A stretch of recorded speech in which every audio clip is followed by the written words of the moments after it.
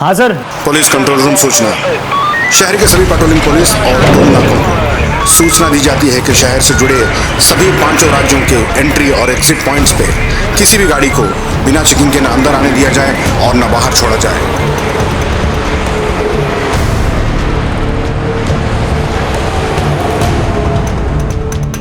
क्या लोकेशन है? सिटी के बाहर एक डेयरी है, वहीं की लोकेशन है। ओके।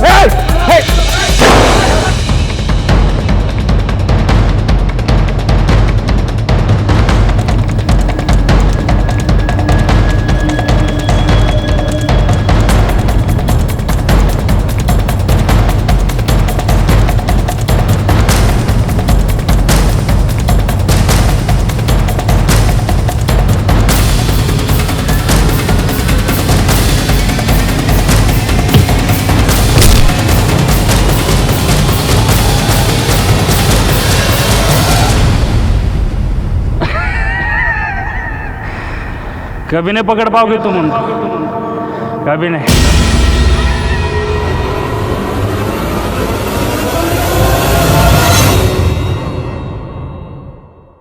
छोटे मोटे अपराध करके कानून की नजर से बच निकलना अपराधी अपराध को एक आदत बना लेते हैं। उन्हें लगता है कि वो कानून को चकमा दे सकते हैं और इसी गलत फहमी में वो एक के बाद एक जुर्म करते चले जाते हैं। आज का ये केस भी कुछ ऐसा ही है जो कभी भी देखा नहीं गया, जो शुरू तो हुआ था छोटे छोटे जुर्म से, लेकिन बढ़ बढ़ के इतना बड़ा अपराध बन गया कि एक महाजाल बन गया। सारे पुलिस डिपार्टमेंट की नींद और चैन हराम हो चुकी थी। साथ ही साथ पुलिस की गरिमा भी दांव पर लगी हुई थी। कई नौकरियां गई, कई तबादले हुए, फिर यह केस मेरे जिम्मे आया। इस केस को देखना हमारे लिए बहुत जरूरी है, क्योंकि इस केस में वो दस्तक छिपी है जो हमारी मानसिकता को डिस्क्राइब करती है।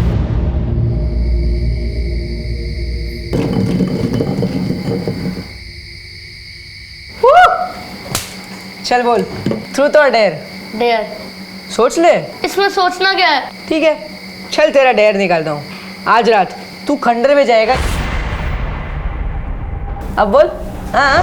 नहीं रे, मैं उस खंडर में नहीं जाऊंगा। तो फिर डेयर क्यों बोला? अब नहीं करेगा ना तो तुझे पूरे स्कूल में फेमस कर दूंगा कि तू झूठा भी है और डरपोक भी। डरपोक? ए डरपोक, डरपोक कोई डरपोक नहीं है, ये जाएगा। लेकिन मैं डर रहा है ना। चल ठीक है, मैं तेरे साथ आऊंगा।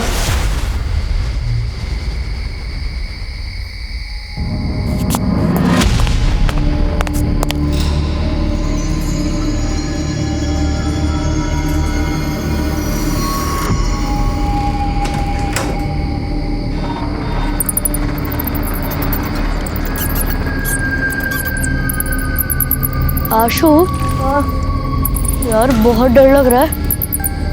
चल लौट चलते हैं, कहीं भूत भूत आ गए तो मुफ्त में हमारे जाएंगे। अबे डरपोक, दिमाग खराब हो गया क्या तेरा? ये भूत भूत कुछ नहीं होते हैं। चल।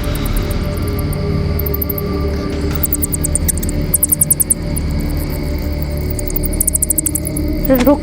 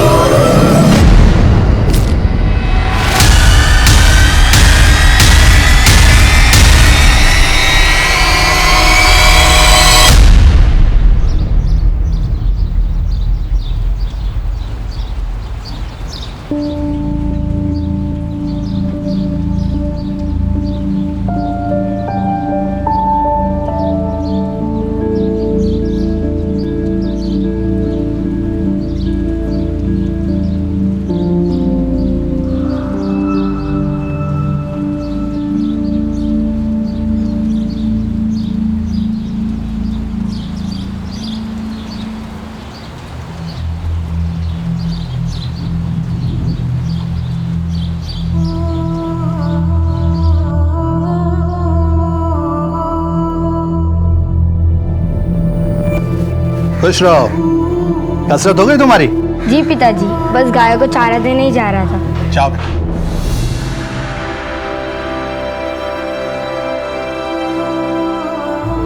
लता, हमारे बेटे में कुछ तो विशेष है।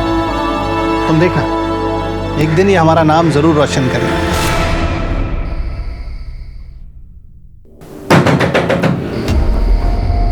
सुनिए सुनिए, इतनी रात को कौन हो सकता है? तुम रुको, मैं देखता हूं।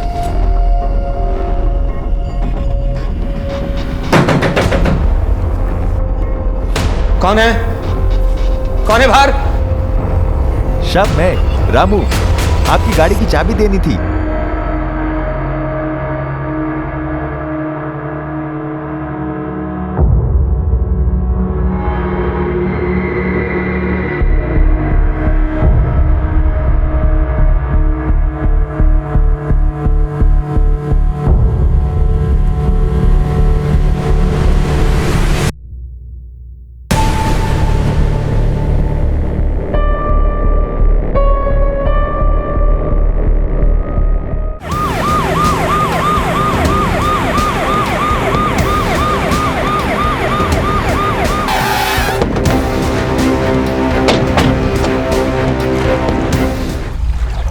सर देख के लग रहा है लास्ट 3-4 दिन पुरानी है। चेक करो कोई आईडी वगैरह है क्या नहीं। यहाँ पास में एक बोर्डिंग स्कूल है सर, वहाँ के बच्चे अक्सर इस तालाब में मटर गश्ती करने आते रहते हैं। ये शायद वहाँ का होगा।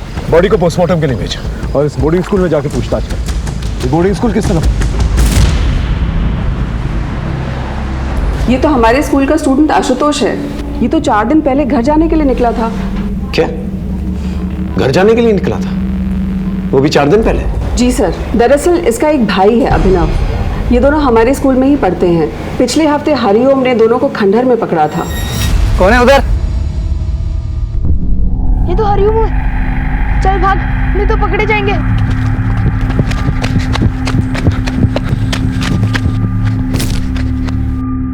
चल चल।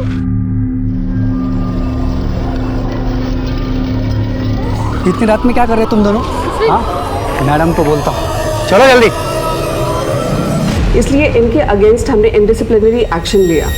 आखिरी बार पूछ रही हूँ, कौन कौन था वहां पर? उनके नाम बता दो, नहीं तो अभी तुम्हारे पेरेंट्स को बुलाकर तुम दोनों को घर भेज दूंगी।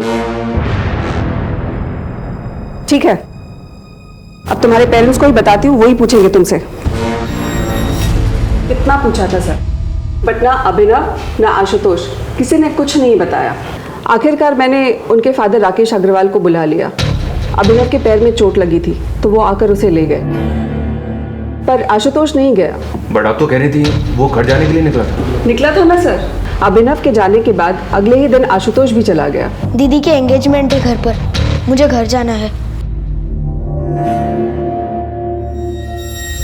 लेकिन जब वो घर नहीं पहुंचा तो उसके घर वालों ने इस बारे में आपसे कोई इंक्वायरी नहीं की?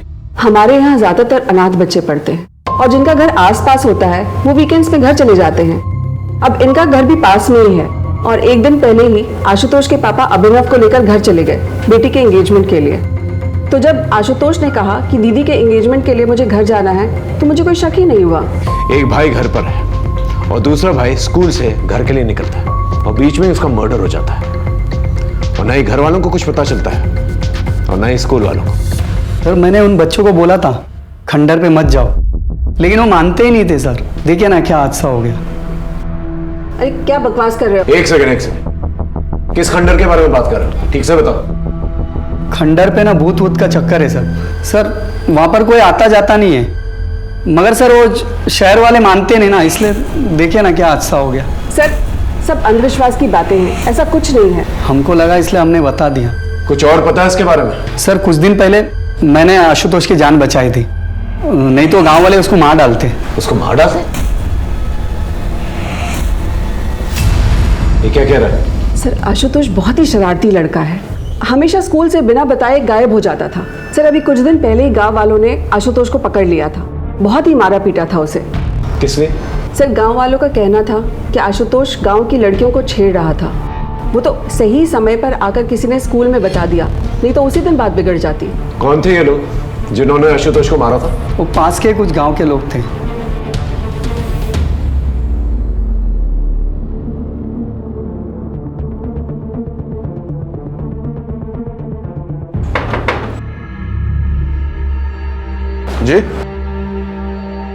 राकेश अग्रवाल का घर मैं हूँ राकेश अग्रवाल। आशुतोष आपका बेटा? जी हाँ सर, मगर बात क्या है? जी उसकी लाश मिली नदी में।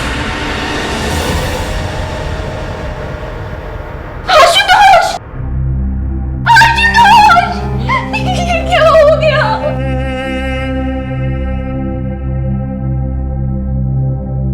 कुछ ही दिनों में मेरी बेटी सारिका की शादी है। देखिए ना सर, सिर्फ खुशी के माहौल में ये क्या हो गया।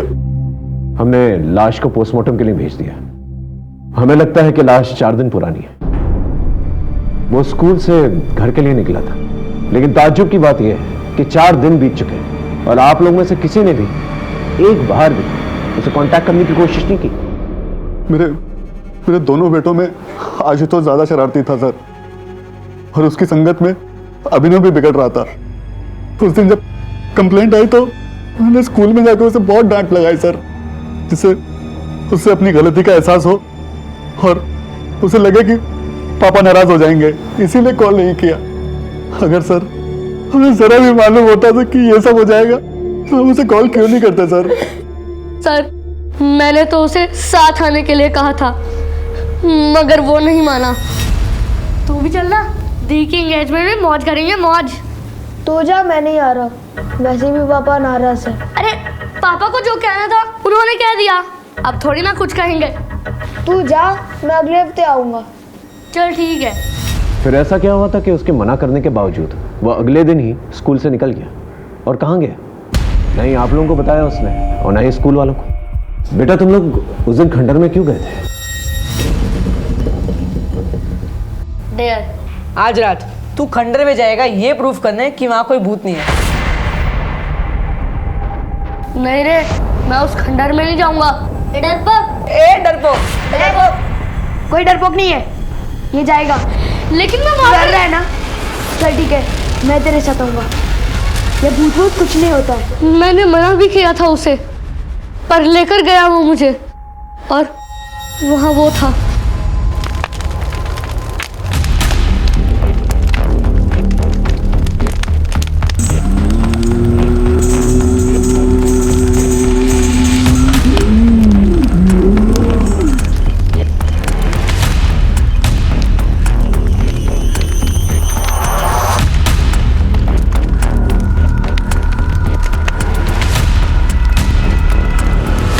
कौन है उधर? बेटा वो अघोरी कौन था? उसे पहले कभी देखा था? हम तो पहली बार देख रहे थे उसे, मगर वो था बहुत डरावना। अगर दोबारा उसे देखोगे तो पहचान लोगे? जी सर। एक बात बताओ अभिनव बेटा, वो जो तुम्हारे दोस्त हैं हॉस्टल में, कहीं ऐसा तो नहीं कि उन्होंने आशुतोष को दोबारा से उकसाया कि वो खंडर में जाए? पता नहीं सर। तुमने उन दोस्तों के नाम प्रिंसिपल को क्यों नहीं बताया? सर हम तो पहले से ही फंस चुके थे स्कूल में, उन्हें क्यों फंसाते? स्केच आर्टिस्ट की मदद से अभिनव से स्केच बनवाने की कोशिश करो। अगर इस अघोरी का इस मर्डर से कुछ लेना देना भी नहीं है तो भी हम इससे हेल्प ले सकते हैं। शायद इसने कुछ देखा कि मना करने के बावजूद भी आशुतोष तालाब के किनारे और उस खंडर में क्या कर रहा है। Yes sir. और इस फैमिली का भी बैकग्राउंड चेक करो। इतनी तैयारियां चल रही हैं सगाई की, लेकिन बेटा इनके टच में नहीं था और इन लोगों ने भी जरूरत नहीं समझी कि बेटे को कांटेक्ट करें। मामला कुछ अलग है। ये गाँव वालों को क्या हुआ? एक टीम गांव भेजी थी सर, सबको थाने लेकर आई है। ठीक, चल। साहब, अब कोई हमारी बहू बेटियों पर नजर डालेगा तो उसे कुछ कहेंगे भी नहीं क्या? और ये आशुतोष की तो क्या कहें? साफ साफ बता क्या हुआ था?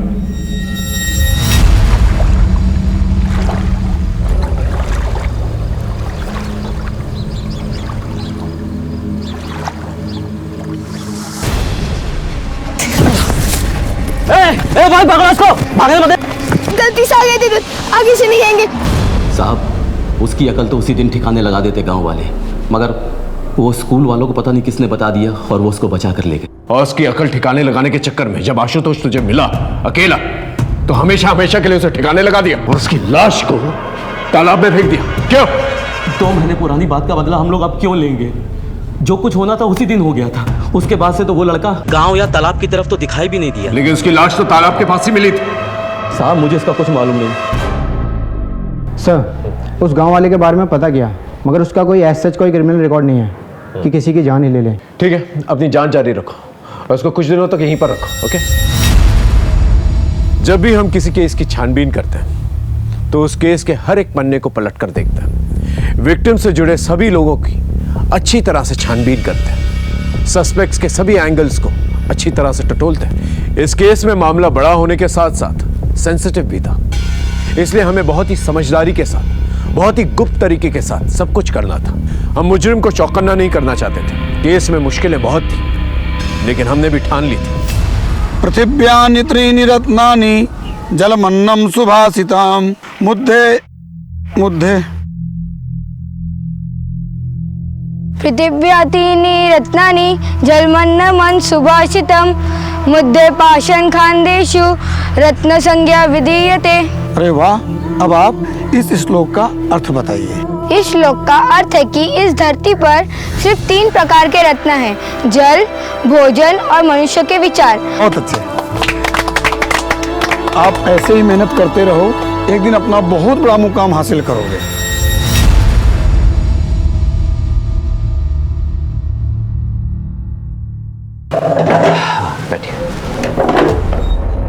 बताएं क्या प्रॉब्लम है आपकी?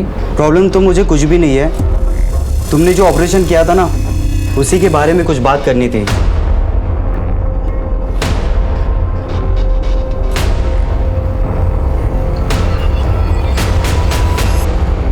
हाँ, आशुतोष की पोस्टमार्टम रिपोर्ट आ गई है। उसका लिवर और दोनों किडनीज को निकाला गया है। क्या मतलब organ trade? No sir, postmortem doctor की राय अलग है। उनका कहना है कि ऑर्गन्स निकाले जरूर गए हैं, बट इतनी बुरी तरह से कि वो डैमेज हो गए होंगे। 90% चांसेस हैं कि वो किसी के यूज करने लायक रह गए। और उनका कहना ये भी है कि ये किसी प्रोफेशनल डॉक्टर का काम नहीं है। कोई ऐसा करेगा क्यों? आखिर इसके पीछे क्या मामला हो सकता है? हो सकता है सर आशुतोष किसी कल्ट का शिकार बना हो, और वैसे भी वो अघोरी खंडर में ही था। मतलब ब्लैक मैजिक। इस अघोरी को ट्रैक करो, इसका मिलना जल्द से जल्द बहुत जरूरी है। और ऑर्गन ट्रेड के एंगल को भी खंगालो अच्छी तरह से। इससे रिलेटेड सभी लोगों से पूछताछ करो। जब तक का मामला क्लियर नहीं हो जाता हम कुछ कह नहीं सकते। सर, उस अघोरी का पता चल गया है। पकड़ो इसे, अभी जेल जाने का टाइम आ गया। बाबा जी ये क्या कर रहे हो? छोड़ो हमें। ले चलो इसे। छोड़ो। अरे हमने क्या किया है? अच्छा, तो तू है इन सब का बड़ा अफसर, मगर याद रख, एक सन्यासी की साधना में रोड़ा बन रहा है तू। मिट्टी में मिला दूंगा तुझे। बाबा जी, ये सन्यासी का चोला उतार के जरा ये बताइए, ये बच्चे आशुतोष का क्या किया? कौन आशुतोष? हम तो सिर्फ ब्रह्मा ब्रह्म को जानते हैं।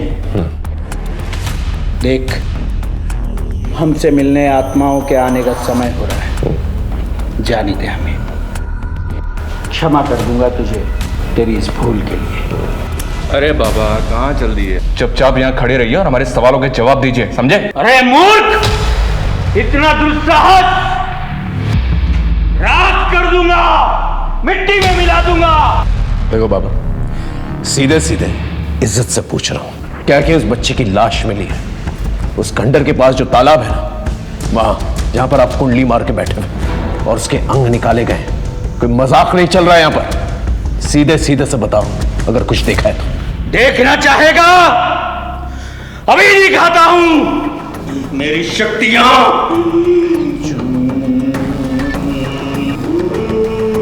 सर ये बहुत मोटी चमड़ी के होते हैं, ये ऐसे नहीं उगलेगा। आप कहें तो अपने तरीके से उगलवाओ। नहीं, रहने दो। इसे भूखा प्यासा रहना था सुबह तक। अगर सुबह तक कुछ नहीं बोला फिर अपना तरीका इस्तेमाल करें।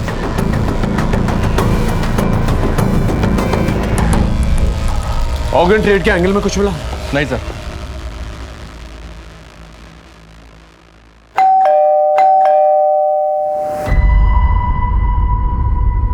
इतनी देर क्यों हो गई आज? कुछ नहीं, होम विजिट पे चला गया था। सर, आशुतोष की फैमिली बहुत खुश थी। सरिका की शादी हो रही थी और दोनों बच्चे भी बहुत अच्छे थे सर। बट राकेश फाइनेंशियली बहुत परेशान था। परेशान था मतलब? सर राकेश की फाइनेंशियल कंडीशन खराब थी, लेकिन अपनी बेटी की शादी में उसने दिल खोल के खर्च करने का मन बनाया था। अपने पड़ोसी से 5 लाख रुपए उधार भी मांगे थे, पर लिए नहीं। लेकिन इस सब का आशुतोष के मर्डर से क्या कनेक्शन? सर हो भी सकता है। वो क्या है, मैंने उसकी फाइनेंशियल कंडीशन चेक की तो मुझे ये मिला, इसी वजह से उसने 5 लाख रुपए उधार नहीं लिए थे पड़ोसी से। ये आशुतोष की एफडी है 5 लाख रुपए की, जिसे उसने 10 दिन पहले तोड़वाया था। बैंक से एक और बात पता चली सर। क्या? इसे उसने पहले भी तोड़वाने की कोशिश की थी, लेकिन तब वो ऐसा नहीं कर पाया था। लेकिन क्यों? सर, नाबालिग आशुतोष का एफडी तुड़वाने के लिए हमें उसके गार्डियन राकेश का भी साइन चाहिए था। राकेश का साइन तो सही था, पर जब हमने क्रॉस चेक किया तो आशुतोष का साइन ही फर्जी निकला, इसलिए हमने एफडी तोड़ने से मना कर दिया। इस पर मिस्टर राकेश काफ़ी नाराज़ भी हुए थे और फिर कुछ दिन बाद वो आशुतोष को ही लेकर बैंक आए थे। तुम यहाँ पे साइन करो बेटा। सही से साइन करना, नहीं तो फिर बोलेंगे कि फर्जी साइन कर लाया हूँ। आशुतोष ने तो मेरे ही सामने साइन किया था, पर सर वो कुछ डरा हुआ लग रहा था।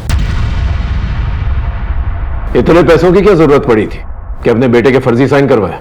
और इतना शौक क्या चढ़ा था कि अपनी बेटी की शादी इतने आलीशान तरीके से करवानी थी? अरे सर, उस मैनेजर को तो 10 साल पहले रिटायर हो जाना चाहिए था। उम्र के साथ साथ उसकी आंखों और दिमाग दोनों ने साथ देना बंद कर दिया है। मैंने कोई फर्जी साइन नहीं किए, वो तो आशुतोष ने किए थे, लेकिन उस मैनेजर को लगा कि मैंने नकली साइन किए हैं, फ्रॉड बना दिया मुझे बैंक में। सर, इसलिए आशुतोष को बैंक ले जाना पड़ा। इस एफडी तोड़ने के पीछे की कहानी हमें पता है, अच्छे से पता है। आपके और आपके बच्चों की कोई भी एफडी नहीं है, और जिसकी एफडी है उसकी एफडी 10 दिन पहले तोड़ी गई, और तोड़ते के साथ ही उसकी मौत हो जाती है। ये कोइंसिडेंस सही है? अरे सर, कोई कोइंसिडेंस नहीं है। मेरे बेटे की एफडी थी, मैंने तोड़वा दी। आप मुझे गोल गोल घुमा रहे हैं। जा सकते हैं। इस बात का पता लगाना बहुत जरूरी है कि एफडी तोड़ते वक्त आशुतोष घबराया हुआ क्यों था। जरूर उसकी घबराहट के पीछे कोई ना कोई राज है। Okay sir.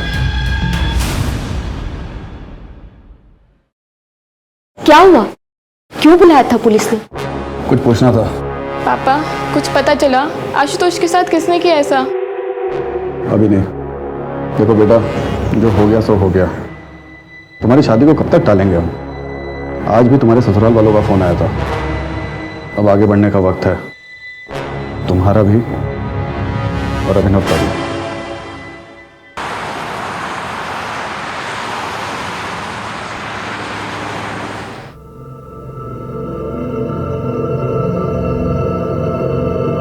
अब भैया आगे से अंदर ले लीजिएगा।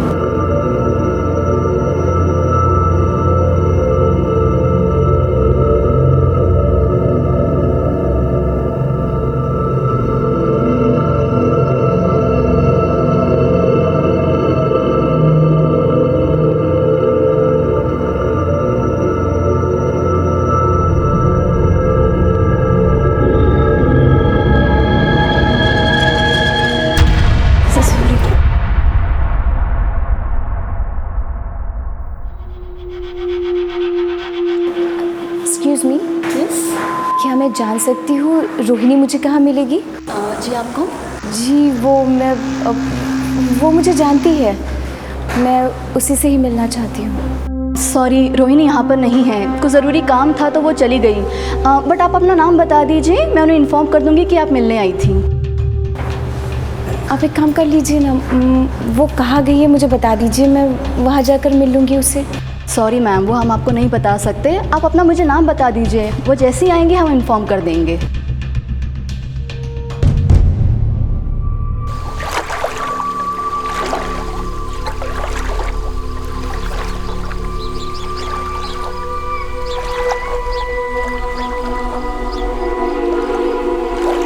मनोहर, तुम्हारा बेटा तो इतनी ठंड में सुबह सुबह स्नान करके निकला है, क्या बात है?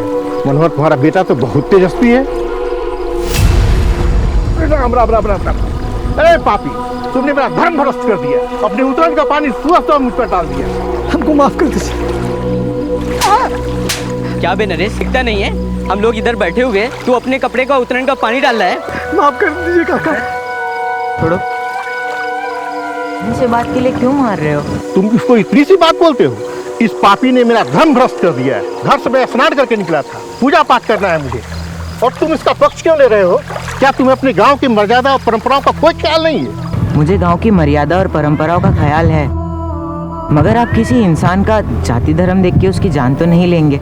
अगर नरेश के छूने से आपका धर्म भ्रष्ट हो जाता है तो मुझे इतना कमजोर धर्म नहीं चाहिए।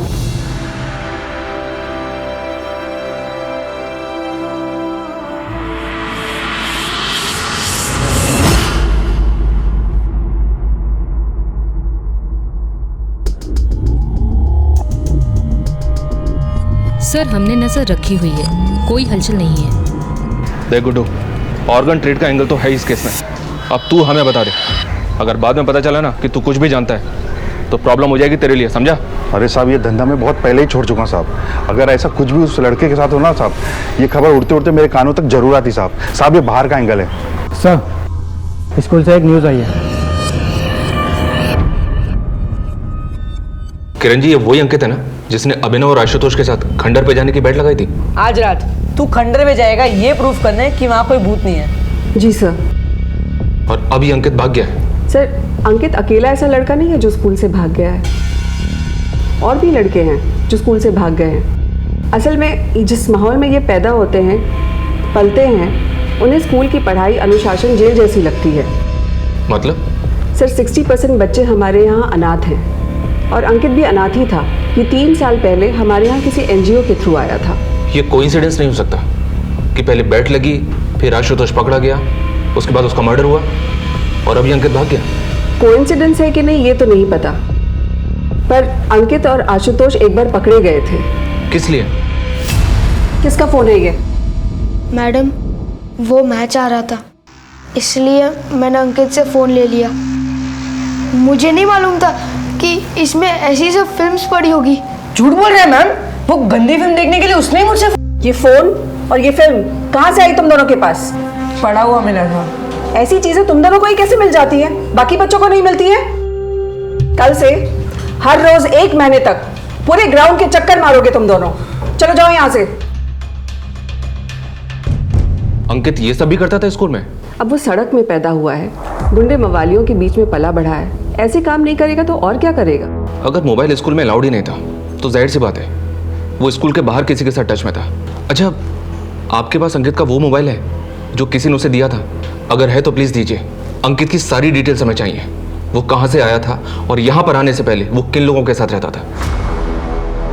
इस केस में कई सिरे थे जो उलझे हुए थे, लेकिन हम अपनी पूरी ताकत के साथ, पूरी मुस्तैदी के साथ इन सारे सिरों को अच्छी तरह से टटोल रहे थे। जैसा मैंने पहले भी कहा था, मुजरिमों के बढ़ते हौसलों के साथ साथ उनके कनेक्शंस और उनके नेटवर्क्स भी बढ़ जाते हैं, लेकिन हम कड़ी से कड़ी जोड़ते गए और सारे सबूत इकट्ठा करते गए।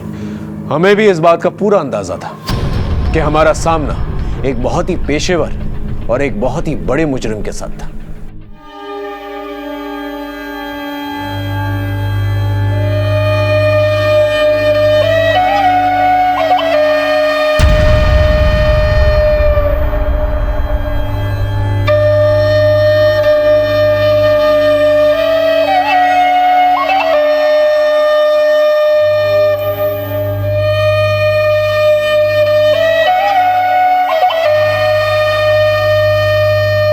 बड़ी गलत बात है शंकर। ये औरतें तुमसे अपनी मेहनत की मजदूरी मांगने आई, तुमने इनकी पिटाई कर दी। ये तो ठीक नहीं।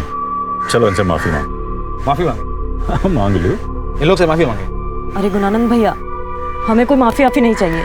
सही कह रही है, एकदम सही कह रही है। अबे जब इनको पीटने में कोई आपत्ति नहीं है तो तुम काहे क्रांति का झंडा उठाए घूम रहे हो बे?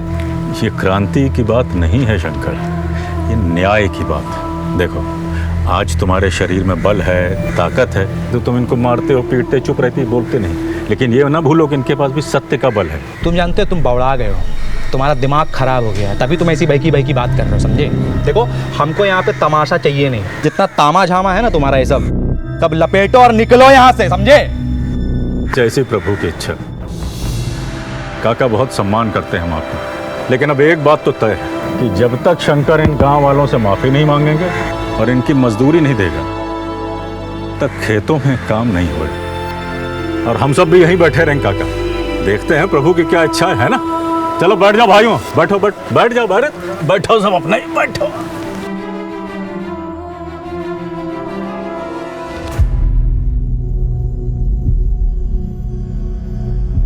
गुणानंद, छोड़ो, जाने दो। शंकर से गलती हो गई, आगे से ऐसा नहीं करे। तुम मुझसे सब अपनी मजदूरी ले लो, ये मजदूरी ले लो। धन्यवाद कर। बोल इनसे, आगे से किसी को नहीं मारेगा। माफी मांग इनसे, बोल।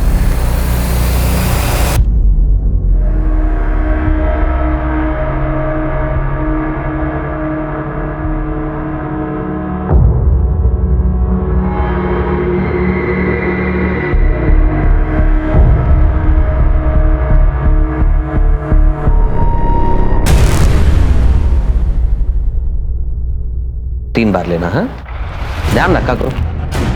कौन हो तुम लोग? अंदर कैसे आके तुम लोग? कंपाउंडर,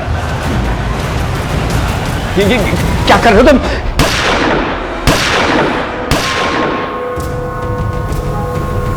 सर, हमने लास्ट ईयर के सारे केसेस को छाना। इनमें से 12 केसेस हमारे मतलब के हैं, जिनमें विक्टिम की उम्र 14 से 18 साल के बीच है।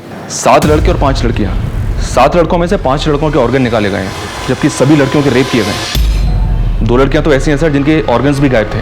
और सर कुछ केसेस तो ऐसे हैं जो आशुतोष के केस से काफी सिमिलर है। 3 लाशें तो उसी तालाब में मिली थी।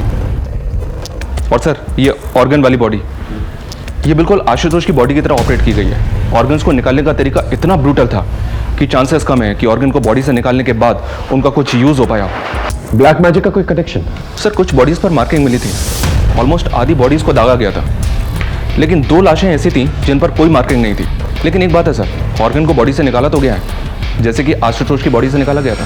इतने सिमिलर केसेस और किसी ने ध्यान तक नहीं दिया। इनमें से किसी की पहचान हुई है? जी सर, इनमें से 4 लड़के और 3 लड़कियों की पहचान हो गई थी, लेकिन बाकी बॉडीज अनआइडेंटिफाई ही रह गई थी। इन अनआइडेंटिफाइड बॉडीज को आइडेंटिफाई करो और इनसे रिलेटेड जितने भी थाने हैं उनमें पूछताछ करो, देखो क्या निकल कर आता है। इतना सारा कनेक्शन है तो कोई ना कोई कॉमन लिंक जरूर होगा। और स्कूल में भी पता करो इन अनआइडेंटिफाइड लाशों के बारे में। इतनी सारी लाशों का एक ही तरीके से काटा जा रहा, बहुत सारे सवाल खड़े करते। इस अंकित के बारे में कुछ पता चला? अभी तक कुछ पता नहीं चला है। मोबाइल की स्कैनिंग चल रही है, शायद उसमें कुछ मिले।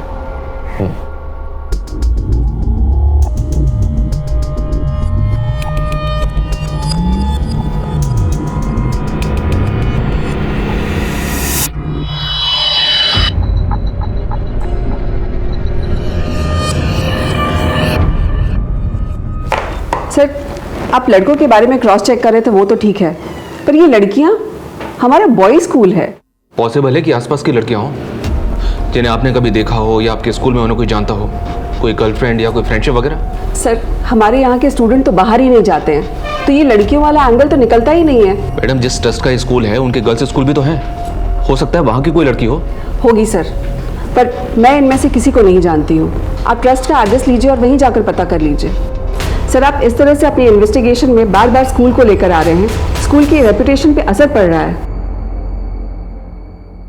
सर, इनमें से कोई भी लड़का या लड़की हमारे किसी भी स्कूल या इंस्टीट्यूट से रिलेटेड नहीं है। हाँ, जो बच्चे हमारे स्कूल से भागे हैं, ये उनकी मिसिंग रिपोर्ट है, जो हमने पुलिस में भी लिखवाई हुई है। उसके बाद उनके साथ क्या हुआ ये हमें भी नहीं पता। हमें स्कूल से भागे हुए हर बच्चे की डिटेल चाहिए, वो यहाँ पर आने से पहले किसके साथ थे, कहाँ रहते थे। जी सर। बेबी बस 2 मिनट, बेबी 2 मिनट, बस 2 मिनट, बेबी 2 मिनट, बस 2 मिनट में सब्जी तैयार, फिर बेबी खाना खाएगा। चलो बेबी, बस बस बस, चलो। चलो देखिए कौन है, कौन है, कौन है, कौन है, देखो कौन है, कौन है, कौन है, देखो देखो देखो कौन है। ओ मम्मा आई है। ओ जी बेटो, क्या हुआ मेरे बच्चा? सुबह से तंग ही कर रहा है। सब्जी, अरे सब्जी।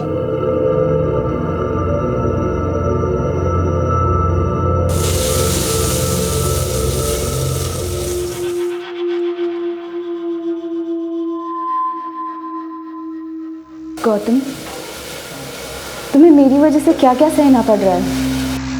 क्या हो गया अचानक? तुम जानती हो चाहे कुछ भी हो जाए मैं हमेशा तुम्हारे साथ हूं। अच्छा बताओ, तुम्हारा काम कैसा था?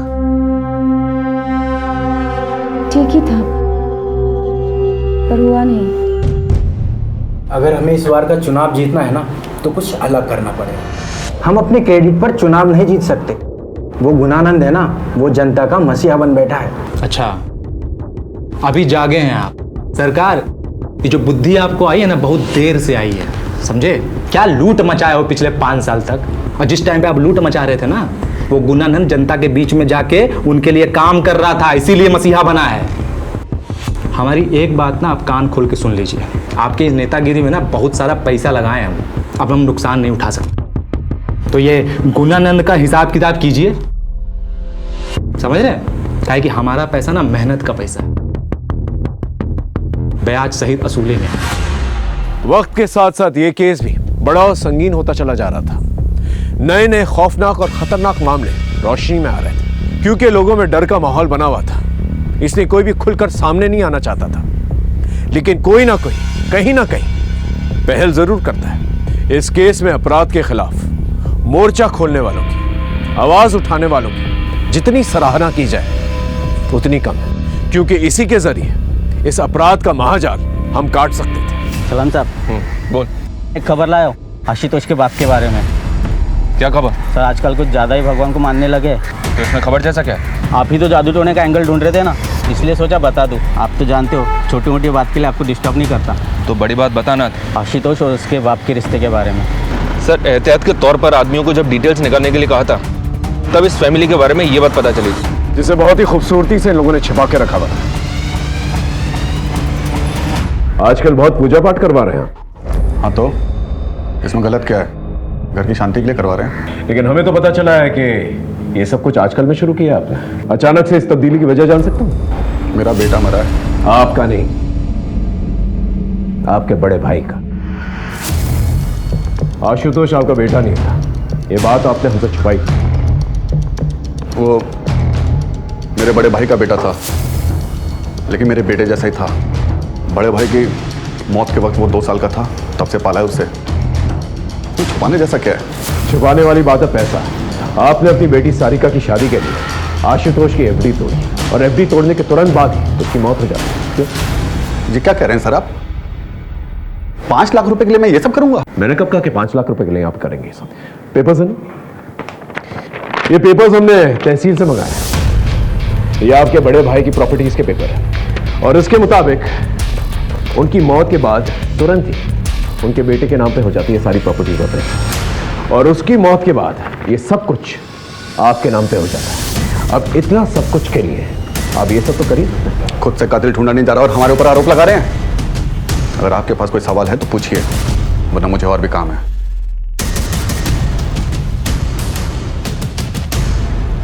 इस आदमी के बारे में पता करना, जरूर कुछ ना कुछ छुपा रहा है, और जितने भी बाबा और पंडित हैं उन सबको राउंड अप करो, पता करो कौन सी पूजा पाठ करवा रहा है। कहीं ये जादू टोना तो नहीं करवा रहा? पता करते हैं सर। चल।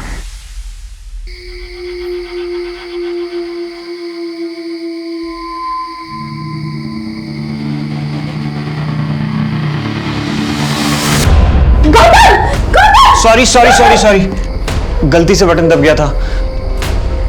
मैं जानता हूँ तुम्हें अंधेरे से डर लगता है, सो सॉरी। कोई बात नहीं, एक्चुअली सॉरी तो मुझे कहना चाहिए था। फोबिया मुझे है और खामखा तुम्हें तकलीफ में डाल रही हूँ। मैं जानता हूँ तुम्हारा दर्द, तुम्हारे मन में बहुत कुछ चल रहा है, पर तुम किसी से शेयर नहीं करना चाहती। पर मैं हूं ना तुम्हारे साथ।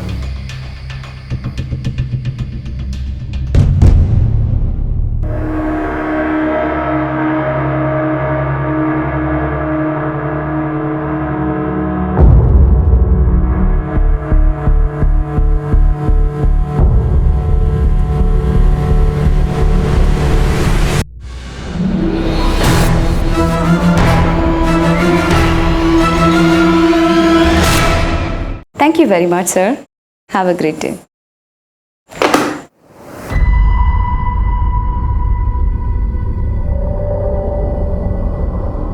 शोनम, हाँ मैं लंच के लिए बाहर जा रही हूँ। अच्छा, आधा घंटा लग जाएगा फिर भी मुझे, तब तक कि तुम रिसेप्शन संभाल लेना, ठीक है?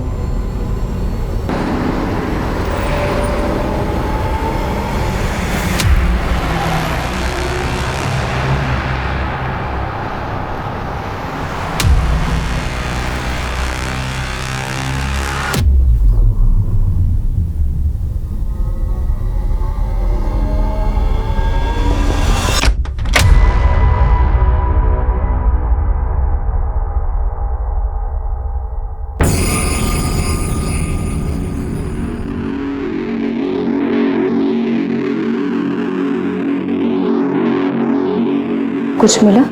हाँ मिला तो है, मगर मुझे वो तो मिल जाए जिसके लिए मैंने इतना बड़ा रिस्क लिया है।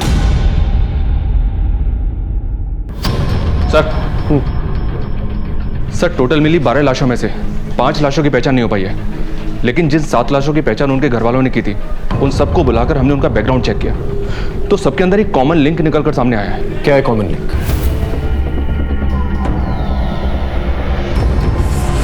अच्छा, तो इसका मतलब यह हुआ इन बच्चों की फैमिलीज का इन्वॉल्वमेंट कहीं ना कहीं इस मर्डर्स में है, या फिर डर के मारे इन लोगों ने केस फाइल नहीं किया इसके खिलाफ। बिल्कुल सर, एग्जैक्टली यही लिंक आशुतोष की फैमिली का है। राकेश के यहाँ काफी आना जाना है इनका।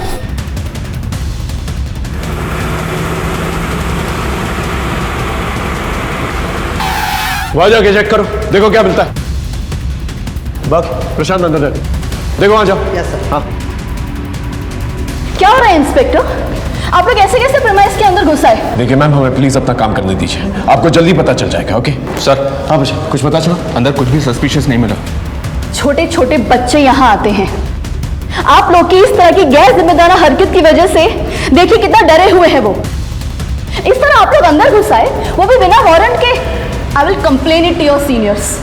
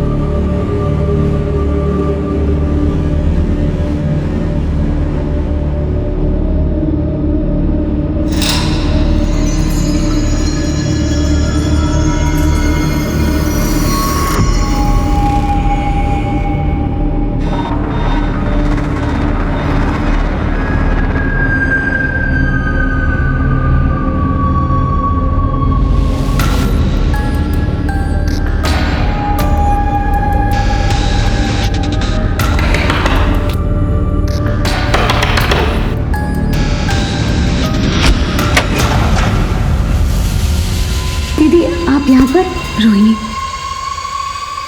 अपना जल्दी से सामान पैक कर ले और हम यहाँ से चलते हैं। दीदी मैं कहीं नहीं जा रही। पागल हो गई है, यहाँ पर बहुत खतरा है।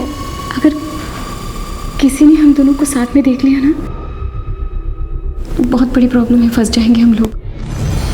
तुझे मुझ पर भरोसा है ना? तो चलो मेरे साथ, मैं सब समझाती हूँ। रोहिणी प्लीज, रोहिणी।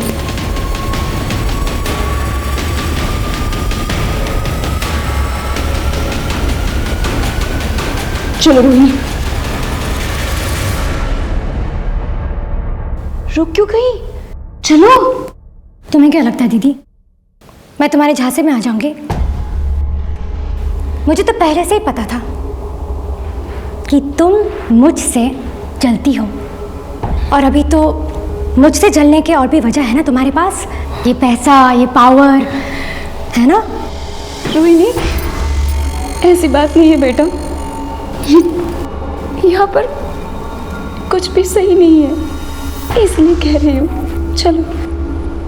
क्यों दीदी, क्यों सही नहीं है? जब तक तुम कर रही थी सब कुछ सही था, लेकिन तुम पीछे रह गई, मैं आगे निकल गई, तो बस सब कुछ गलत हो गया।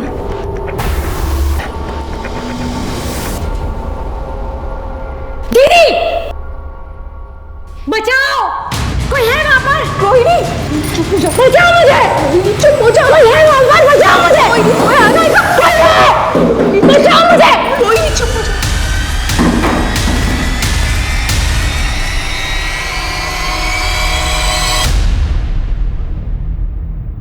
हिमांशु रावत, इतनी लापरवाही। पुलिस डिपार्टमेंट में काम करते हो तो क्या पुलिस के रूल्स रेगुलेशन फॉलो नहीं करोगे? तुम जानते भी हो कितना केओस हो सकता था अगर पब्लिक को इस रेड के बारे में पता चलता। सर, हमारी इन्वेस्टिगेशन की सारी लीड्स इसी जगह पर पहुंच रही थी, इसे हमने रेड मारी। आगे से इस बात का ख्याल रखना, मुझे इन्फॉर्म किए बिना तुम इस केस में कोई भी कदम नहीं उठाओगे। पिछले हफ्ते एक टीम ने रेड मारने की परमिशन मांगी थी। ये फाइल स्टडी करो। ये क्या है सर? एक टीम और भी है जिसने सेम जगह पे छापे मारने थे। कौन सी टीम? जी, इस केस के बेसिस पर ही हमने कमिश्नर साहब से रेड के ऑर्डर मांगे थे, बट इनफ एविडेंस ना होने की वजह से ऑर्डर इशू नहीं हुए थे। ये कौन सा केस था? एक आदमी की बीवी गायब हो गई थी। सर मेरी बीवी वैदेही, वो बोल के गई थी कि वो ऑफिस के काम से शहर से बाहर जा रही है, पर तब से अभी तक वो वापस नहीं आई। कहाँ गई थी वो? पता नहीं सर, कुछ बताया नहीं। सर मैंने ऑफिस से पूछताछ भी की, पर उन्होंने कहा कि वैदेही शहर से बाहर कहीं गई नहीं ऑफिस के काम से। जब हमने इस औरत के ऑफिस से पता किया तो हमें ये पता चला कि वो औरत अक्सर अपने पति से झूठ बोल करके कई शहरों में जाया करती थी, जबकि उसके ऑफिस से कभी भी काम के सिलसिले में उसको शहर से बाहर भेजा ही नहीं गया था। फिर ये कहाँ जाती थी? पहले तो हमें ये अफेयर का एंगल लगा, फिर हमने उसके पति से बात की। देखिए आपकी बीवी ऑफिस के काम से तो बाहर जाती नहीं थी, और आपका ये कहना है कि उसका कोई अफेयर भी नहीं था, फिर वो आपसे झूठ बोल करके आखिर जाती कहाँ थी? सर मैं श्योर तो नहीं हूँ, पर उसकी एक बहन थी रोहिणी, जो शादी से पहले कहीं चली गई थी। हो सकता है वैदेही उसे ही ढूंढने जाती हो, क्योंकि हमेशा वो यही कहती रहती थी कि उसको वो ढूंढ के रहेगी। कहाँ से गायब हुई थी उसकी बहन? सर कभी उसने मुझे बताया नहीं। जब हमें वैदेही की बहन रोहिणी की गुमशुदगी के बारे में पता चला, तब हमने अपनी इन्वेस्टिगेशन फिर से शुरू की। हमने वैदेही की पूरी ट्रैवल हिस्ट्री निकाली, अलग अलग उन शहरों की जहाँ पर वैदेही जाया करती थी, और हर उस जगह के बारे में जहाँ के लिए उसने ऑटो बुक किया था, और वो सब वैदेही को एक ही पॉइंट पर लेकर के गए थे, नेटवर्क्स की इन बिल्डिंग्स पर। जी। और आखिरी बार वैदेही जब गायब हुई तब भी वो ऑटो से इसी बंगलों पर गई थी, जो इसी नेटवर्क की प्रॉपर्टी है। हमें डाउट है कि वैदेही और उसकी बहन रोहिणी का गायब होना इन लोगों से ही रिलेटेड है, और शायद इसीलिए वैदेही अलग अलग शहरों में जाया करती थी, और इसीलिए उसने अपने पति को कुछ भी नहीं बताया था। हो सकता है जान के खतरे को लेकर के डर रही होगी।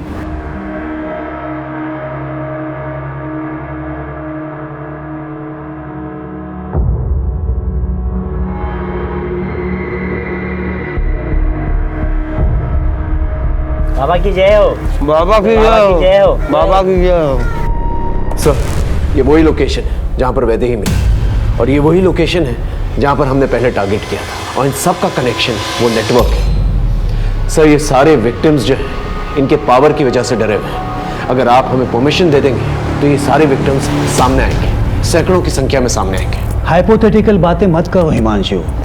ऐसा करेंगे तो वैसा होगा, वैसा करेंगे तो ऐसा होगा। थोड़ा प्रैक्टिकल सोचो। शक करने की वजह हमारे पास बहुत हैं, लेकिन क्या हमारे पास पुख्ता सबूत हैं? कोई चश्मदीद गवाह हैं? देखो पिछली बार भी तुमने रेड मारी थी, क्या मिला? इस बार भी अगर हम फेल हो गए, रिजल्ट 0 आ गया, तो संभालना बहुत मुश्किल होगा हिमांशु। सर ऐसा दोबारा नहीं होगा। I promise I will not fail you. ऐसा मत सोचो कि मैं तुम्हें काम करने नहीं दे रहा हूँ, इसलिए मैं ये कहूँगा कि तुम कोई पुख्ता सबूत ढूंढो, कोई चश्मदीद गवाह ढूंढो, तब मैं इस ऑर्डर पे साइन करूँगा। सिर्फ शक के बेसिस पर इतना बड़ा रिस्क मैं नहीं ले सकता। हमने पूरी एड़ी चोटी का जोर लगा दिया था, लेकिन फिर भी अपराधी को पकड़ने में हम नाकामयाब रहे। अब हलचल बढ़ गई थी।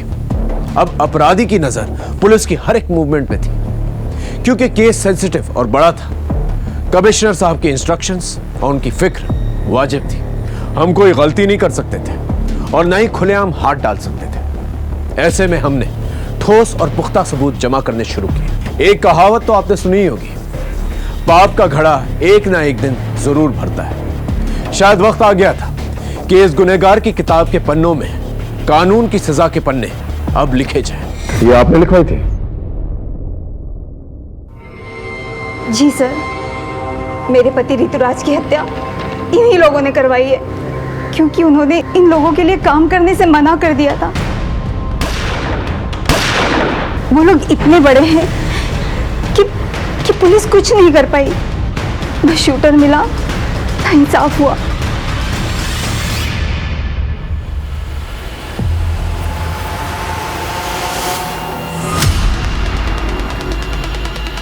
जी सर, गाड़ी अभी अभी बंगला से निकली है सर। गाड़ी पे नजर रखो, किसी भी हाल में गाड़ी निकलनी नहीं चाहिए। ओके सर, अब तो सबूतों के साथ साथ गवाह भी मौजूद है। हाँ सर, वो वही है हाईवे पर।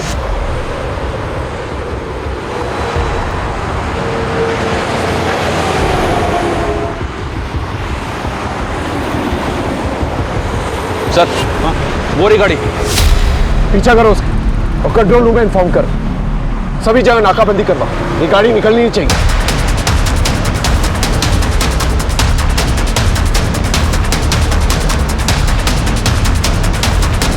तेज चलो।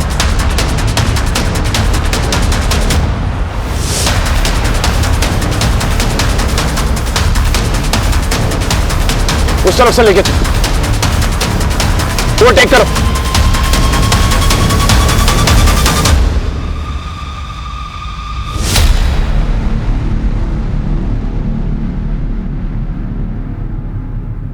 सर अब तो सबूतों के साथ साथ गवाह भी मौजूद है। हमारी टीम्स रेडी है, बस आपके ऑर्डर्स की जरूरत है। देखो मैडम, आप पीछे तो नहीं हटेगी?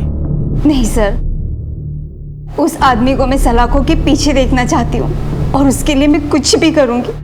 सर हम जितनी देर लगाएंगे वो इतनी दूर चला जाएगा, प्लीज।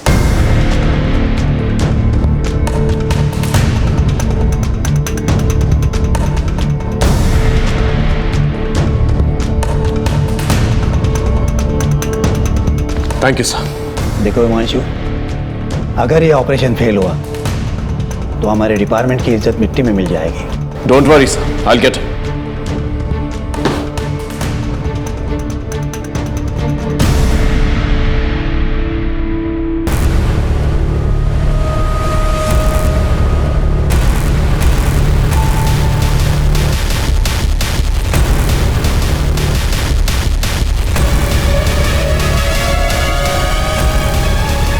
लता, हमारे बेटे में कुछ तो विशेष है। एक दिन ये हमारा नाम जरूर रोशन करेगा।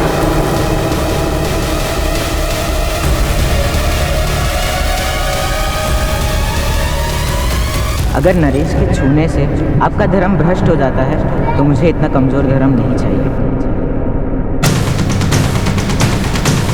जब तक शंकर इन गांव वालों से माफी नहीं मांगेंगे और इनकी मजदूरी नहीं देंगे, खेतों में काम नहीं हो पाएगा। देखते हैं प्रभु की क्या इच्छा है ना।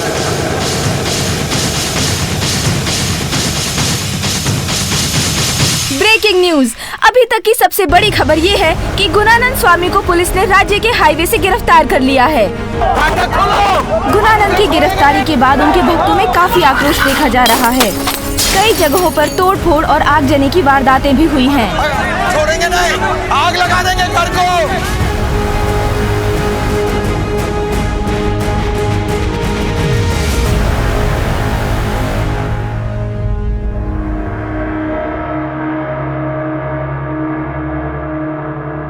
इंस्पेक्टर साहब, मैं एक सन्यासी हूं और आप मुझ पर ये इतने घिनौने आरोप लगा रहे हैं, वो भी बिना किसी सबूत के।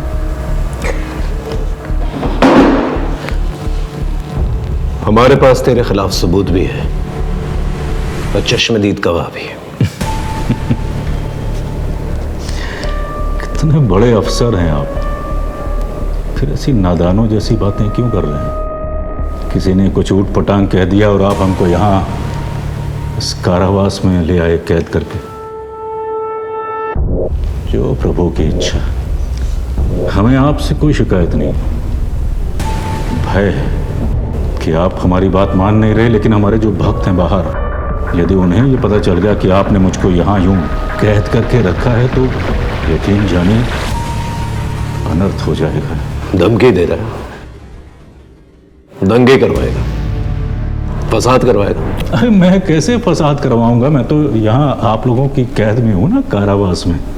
लेकिन मेरे भक्त जो बाहर हैं इस कारावास से दूर, वो मासूम हैं, प्रेम करते हैं मुझसे, और प्रेम में तो इंसान कुछ भी कर जाता है ना। ऐसी चिकनी चुपड़ी बातें करके भोले भाले भक्तों को अपने जाल में फंसाता है ना तुम। लेकिन यहाँ ऐसा नहीं चलेगा, यहाँ गुनाह कबूल किए जाते हैं। परंतु कौन से गुनाह, कौन से? ये ऐसा नहीं मानेगा। एक काम करो, इसे यहीं रखो और खाना पीना बिल्कुल नहीं देना और सोने भी मत देना। देखते हैं ये खेल कितने दिनों तक चलता है।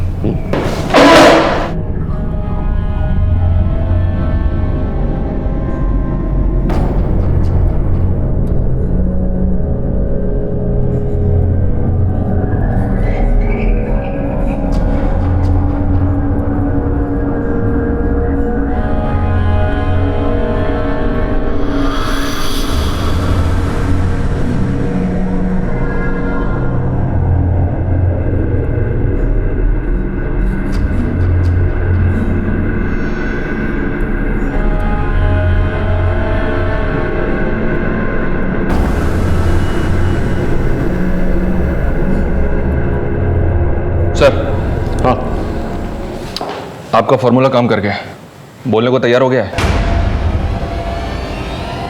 हर इंसान को उसके तरीके से हैंडल करना पड़ता है। चल।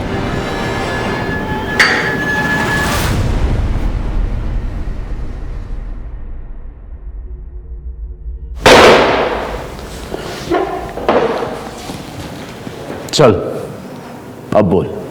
न जाने 2-3 लोगों ने क्या बक दिया, आप तो मेरे पीछे ही पड़ गए इंस्पेक्टर। ये दीवारें ज्यादा दिन तक रोक नहीं पाएंगे इंस्पेक्टर। ऐसी चिकनी चुपड़ी बातें करके भरतपुर से पूरे भारत के लोगों को धोखा दिया है तूने। बचपन से मेरे बाबा को लगता था कि कुछ खास है मुझे, कुछ तो बड़ा करूंगा मैं, और धीरे धीरे यही बड़ा करने की धुन मुझ में सवार होती चली गई। गुणानंद बाबा की, गुणानंद बाबा की, गुणानंद बाबा की। धीरे धीरे मुझे समझ में आ गया कि लोगों पर राज करने के लिए उनका विश्वास जीतना बहुत जरूरी है। बस फिर क्या था, मैं लोगों की भलाई के काम करना शुरू कर दिया मैंने, और लोगों का विश्वास दिन प्रतिदिन मुझ पर बढ़ता चला गया। बस फिर क्या था, पैसे मेरे कदम चूमने लगे। बड़े बड़े लोग आते थे मेरे सामने सिर झुकाते थे, मैं जो चाहता था वो करता था। और तूने इस पावर का इस्तेमाल अपनी इमेज बढ़ाने के लिए किया। लड़कियों का रेप किया, बच्चों को मारा, काला जादू किया। लेकिन ऋतुराज ने क्या किया था? उसे क्यों मार डाला? ऋतुराज हमारे लिए मारकाट वाले काम करता था, जादू में इस्तेमाल करने के लिए। पर पता नहीं क्या हुआ, सब धीरे धीरे उसका मन इन कामों से हटने लगा, और एक दिन बिना बताए सबको छोड़कर भाग गया। खतरा था वो हमारे लिए। अभी भी देर नहीं हुई है ऋतुराज, काम पर लौटा। क्षमा करें महाराज, जितनी गलतियां मुझसे होनी थी वो हो चुकी। मैं अब और गलती नहीं करना चाहता। मुझसे यह पाप के कारोबार का बोझ नहीं सहा जाता।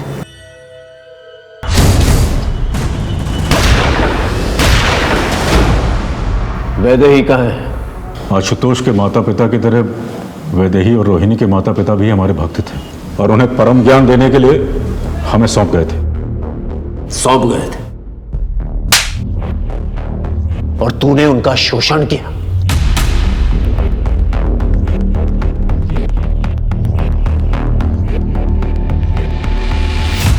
वैदेही कभी भी सहज नहीं थी आश्रम में, लेकिन रोहिणी पूरी तरीके से काबू में थी हमारे।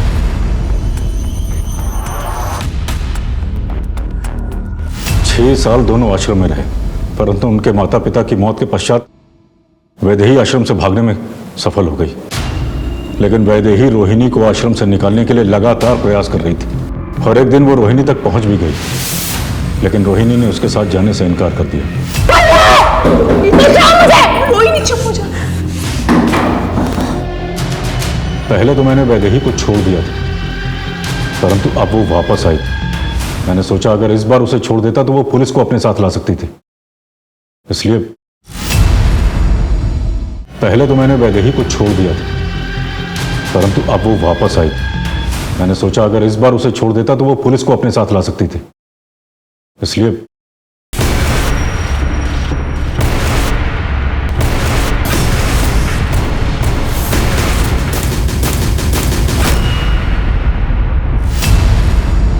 तू तो ज्यादातर अनाथ बच्चों को मारता था, फिर आशुतोष को क्यों मारा?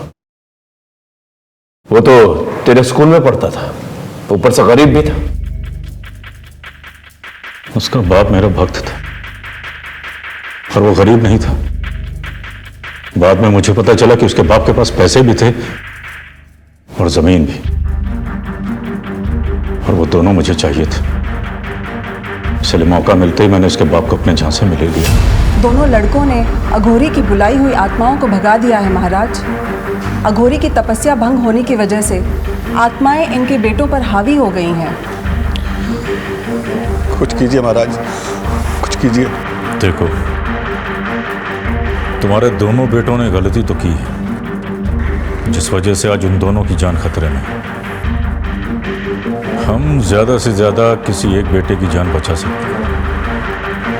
एक बेटे की बलि तो तुमको देनी ही पड़ेगी। अभिनव की जान बचाने के लिए उसने आशुतोष को बलि के लिए चुना। पूजा के नाम पे हमने उससे 3 लाख रुपए लिए और उसकी बलि चढ़ा दी। और अंकित ने क्या किया था? उसे क्यों गायब किया? उसने आशुतोष की बलि चढ़ाते हुए देख लिया।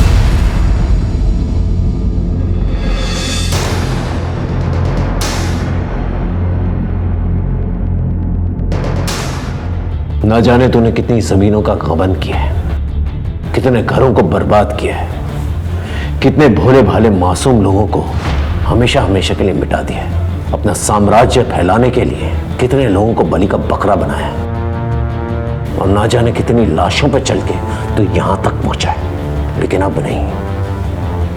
आशुतोष, ऋतुराज और वैदेही जैसे कई केसेस और कई शिकायतें हमारे पास आ रही हैं। इस जन्म में तो नहीं, तो इस जगह से निकलने वाला, समझा?